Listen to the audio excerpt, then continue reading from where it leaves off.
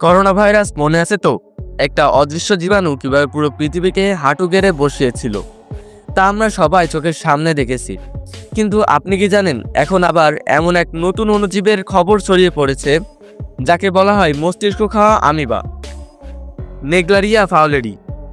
করোনার মতো কি এটিও একদিন মহামারী হয়ে ছড়িয়ে পড়বে? আজ আমরা উন্মোচন করব সেই ভয়ঙ্কর সত্য। নেগলারিয়া ফাউলেরি আসলে ভাইরাস নয়, বরং এক ধরনের এককোষী অণুজীব।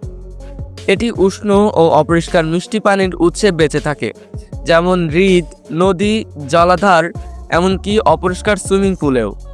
সাধারণ জীবাণুর মতো শরীরে ঢুকলে অসুখ হয় না, কিন্তু বিশেষভাবে নাকের ভেতর দিয়ে ঢুকলেই এটি মস্তিষ্কে পৌঁছায় এবং শুরু করে ভয়ঙ্কর আক্রমণ।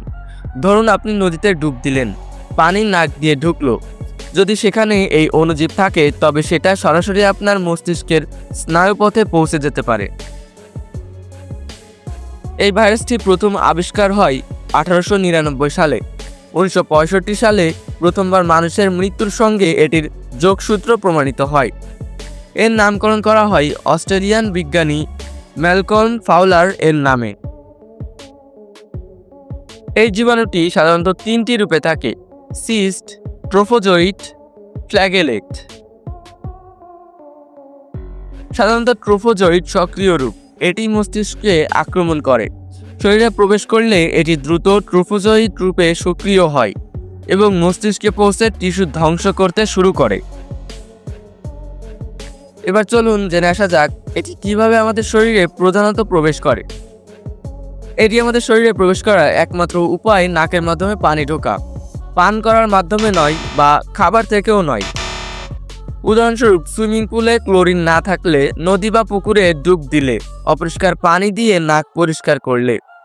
এবার চলুন জানা যাক এর উপসর্গ কি কি। সংক্রমণ শুরু হয় 1 থেকে 18 দিনের মধ্যে। প্রথমে সাধারণ ফ্লু ভেবে ভুল হয়, কিন্তু দ্রুত তীব্র রূপ নেয়। উচ্চ জ্বর, মাথা ব্যথা, গা কাঁপা, বমি, ঘাড় শক্ত হয়ে যাওয়া, বিভ্রান্ত আচরণ পরিবর্তন, শেষে খিঁচুনি ও কোমা। যেমন করোনায় প্রথমে কাশি ও জ্বর হতো, পরে শ্বাসকষ্ট, কিন্তু এখানে প্রথমে মাথা ব্যথা ও জ্বর, পরে সরাসরি মস্তিষ্কে আক্রমণ। চলুন এর চিকিৎসা কি সেটা জেনে আসা যাক। অ্যামফোটেরিসিন বি, মিল্টেফোসিন, অন্যান্য অ্যান্টিফাঙ্গাল ওষুধ। কিন্তু সমস্যা হলো এখনও নির্দিষ্ট ওষুধ নেই, আর মৃত্যুর হারও প্রায় 97%। চলুন এবার এটা থেকে আমরা কিভাবে প্রতিরোধ করতে পারি এটা জেনে আসি। উষ্ণ ও অপরিষ্কার পানিতে ডুব না দেওয়া, সুইমিং পুলে পর্যাপ্ত ক্লোরিন ব্যবহার, নাক পরিষ্কার করতে সবসময় সিদ্ধ বা ফোটানো বা জীবাণুমুক্ত পানি ব্যবহার, শিশুদের বিশেষ সতর্কতা। এবার আমরা বিশ্ব পরিস্থিতি জেনে আসি। যুক্তরাষ্ট্রে প্রায় প্রতি বছর কয়েকটি কেস পাওয়া যায়। ভারত, পাকিস্তান ও কেরালায় 2025 সালে হঠাৎ বৃদ্ধি। কেরালায় এ পর্যন্ত 71টি সংক্রমণ, 19টি মৃত্যু। বিশ্ব স্বাস্থ্য সংস্থা সতর্ক করেছে, জলবায়ু পরিবর্তন ও গরম আবহাওয়ার কারণে ভবিষ্যতে এই রোগের ঝুঁকি বাড়ছে। তাহলে বাংলাদেশে অবস্থা কেমন? এখনো কোনো নিশ্চিত কেস নেই, কিন্তু আমাদের দেশে অনেক উষ্ণ জলাশয় আছে। যদি পানি পরিশোধন না হয়, তবে বাংলাদেশও ঝুঁকির বাইরে নয়। এবার জেনে আসি করোনা বানাম নেগলারিয়া ফাউলেরি। করোনা সহজে ছড়ায় হাঁচি, কাশি, স্পর্শে। বিশ্বজুড়ে মহামারী, মৃত্যুর হার কম, গড়ে 2 থেকে 3%। কিন্তু নেগলারিয়া ফাউলেরি মানুষ থেকে মানুষে ছড়ায় না, কেবল নাক দিয়ে পানি প্রবেশ করলে সংক্রমণ।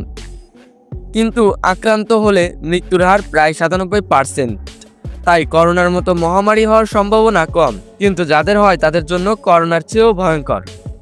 কারা বেশি ঝুঁকিতে? সাধারণত শিশু ও কিশোর, কারণ তারা বেশি সাঁতার কাটে। দুর্বল ইমিউন সিস্টেমওয়ালা মানুষ, গরম ও উষ্ণ আবহাওয়ার এলাকার মানুষ। এখন অনেকের মনে প্রশ্ন হতে পারে, দুর্বল ইমিউন সিস্টেম মানে কি? আমাদের শরীরের ভেতরে প্রতিরক্ষা বাহিনী আছে, যা ভাইরাসের সাথে লড়ে। যাদের ইমিউন সিস্টেম দুর্বল, তাদের বাহিনী কম বা দুর্বল হয়ে যায়।